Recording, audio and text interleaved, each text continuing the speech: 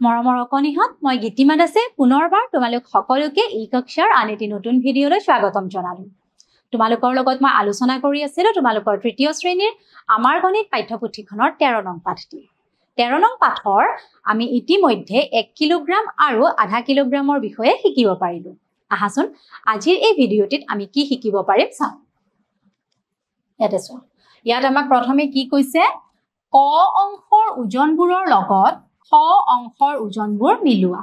এতিয়া আমি ক অংশৰ ওজনৰ লগত খ অংশৰ ওজনবোৰ মিলাম।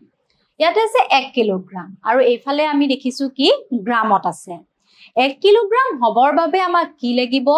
1 কিলোগ্ৰামৰ বাবে আমাক দুটা 500 গ্ৰাম লাগিব, হয়নে? তাৰ পাছত আছে 2 কিলোগ্ৰাম।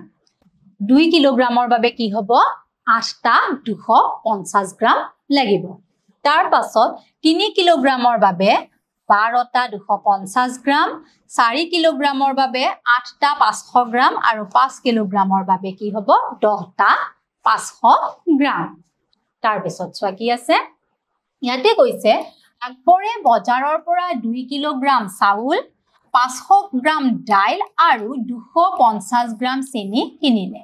তেওঁ কিনা সামগ্ৰীৰ মুঠ ওজন কিমান? এতিয়া চোৱা, এতিয়া এই সামগ্ৰীবোৰৰ মুঠ ওজন কিমান হ'ব আমি চাওঁ। এই সামগ্ৰীবোৰৰ মুঠ কিমান হ'ব ওজন? প্ৰথমে আকবৰে কিনিছিলে চাউল। আকবৰে চাউল কিনিছে কিমান?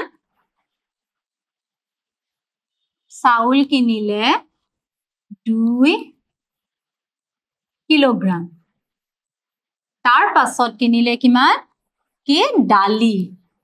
দালি কিনিলে,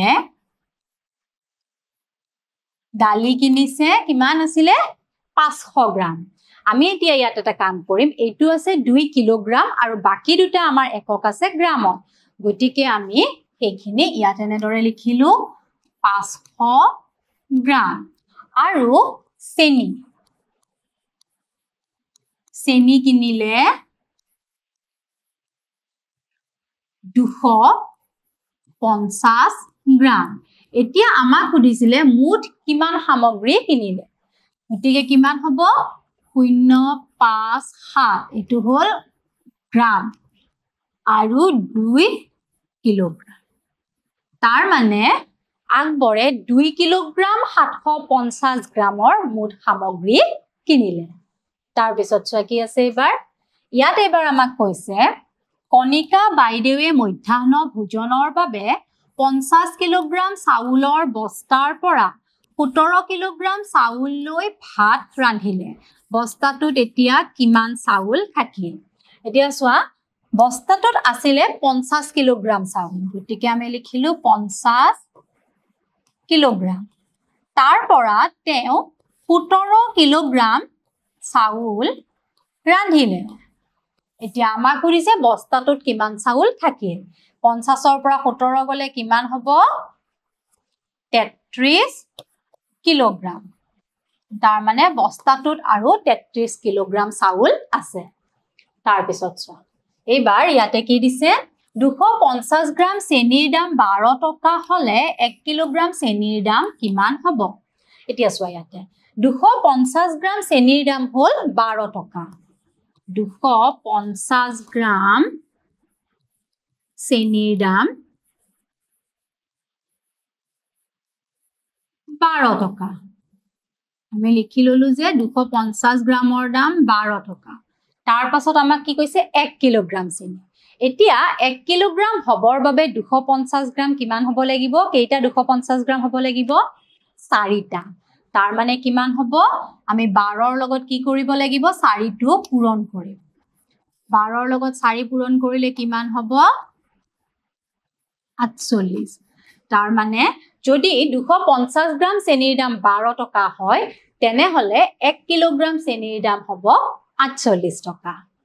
তাৰ পিছত চোৱাচোন কি আছে, ইয়াতে এইবাৰ আমাক সুধিছে বানপানীৰ সাহায্যাৰ্থে ৰমেনে 40 কিলোগ্ৰাম চাউল ভগালে।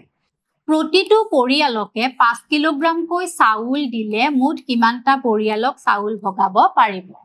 ৰমেনে কি কৰিছে? বানপানীৰ সাহায্যৰ বাবে 40 কিলোগ্ৰাম চাউল ভগাইছে আৰু এটা পৰিয়ালক 5 কিলোগ্ৰামকৈ চাউল দিছে গতিকে ৰমেনে কি কেইটা পৰিয়ালক ভগাব পাৰিব 40 কিলোগ্ৰাম চাউল 5 কিলোগ্ৰামকৈ যদি দিয়ে কিমান হ'ব 8টা পৰিয়ালক ভগাব পাৰিব তাৰ পিছত চোৱাচোন কি কৈছে ইয়াতে কৈছে কুৰ্মীয়ে প্ৰতিদিনে 7 কিলোগ্ৰামকৈ চাহপাত বিক্ৰী কৰে এসপ্তাহত তেওঁ কেই কিলোগ্ৰাম চাহপাত বিক্ৰী কৰিব আমি জানো যে এসপ্তাহত 7 দিন প্ৰতিদিনে যদি তেওঁ 7 কিলোগ্ৰাম চাহপাত বিক্ৰী কৰে তেনেহলে এসপ্তাহত মানে 7 দিনত তেওঁ কিমান কিলোগ্ৰাম চাহপাত বিক্ৰী কৰিব 49 কিলোগ্ৰাম চাহপাত বিক্ৰী কৰিব তাৰ পিছত চোৱাচোন কি আছে ইয়াতে এবাৰ আমাক কি কৈছে কাহৰ চিত্ৰত দেখুৱা নিমখৰ পেকেট এটাৰ পৰা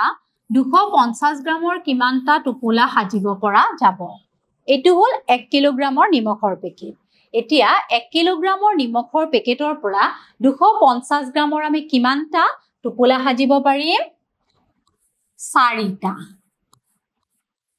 তাৰ পিছত চোৱাচোন কি আছে ইয়াতে কি আছে চোৱা এখিনি কিমান কিলোগ্ৰাম হ'ব 1 কিলোগ্ৰাম 1 কিলোগ্ৰাম 1 কিলোগ্ৰাম মুঠ কিমান হল কিমান হ'ব ইয়াতে 3 কিলোগ্ৰাম তাৰ পিছত ইয়াতে কি আছে এবাৰ 1 কিলোগ্ৰাম 500 গ্ৰাম 1 কিলোগ্ৰাম 500 গ্ৰাম কিমান কিলোগ্ৰাম হ'ব মুঠ 1 কিলোগ্ৰাম আৰু 1 কিলোগ্ৰাম মিলি হল 2 কিলোগ্ৰাম তাৰ 500 গ্ৰাম আৰু 500 গ্ৰাম মিলি হৈ গল কিমান 1 কিলোগ্ৰাম আগৰ আছিল 2 কিলোগ্ৰাম আৰু ইয়াতে 500 গ্ৰাম দুটা হৈ লগ হৈ পেলাই হল 1 কিলোগ্ৰাম তাৰ মানে হ'ব 3 কিলোগ্ৰাম এতিয়া চোৱা ইয়াত আমাক কি কৈছে তলৰ বস্তুবোৰৰ মুঠ ওজন 3 কিলোগ্ৰাম চাহপাতৰ প্ৰতিটো পেকেটৰ ওজন কিমান হ'ব লিখো আহা এই গুটেইখিনি বস্তুৰ ওজন হ'ব মুঠ 3 কিলোগ্ৰাম এতিয়া নিমখৰ পেকেটটো আছে 1 কিলোগ্ৰাম তাৰ পাছত এই পেকেটটো আমি দেখিছো 1 কিলোগ্ৰাম 500 গ্ৰাম আছে আৰু চাহপাতৰ পেকেট দুটাৰ ওজন কিমান হলে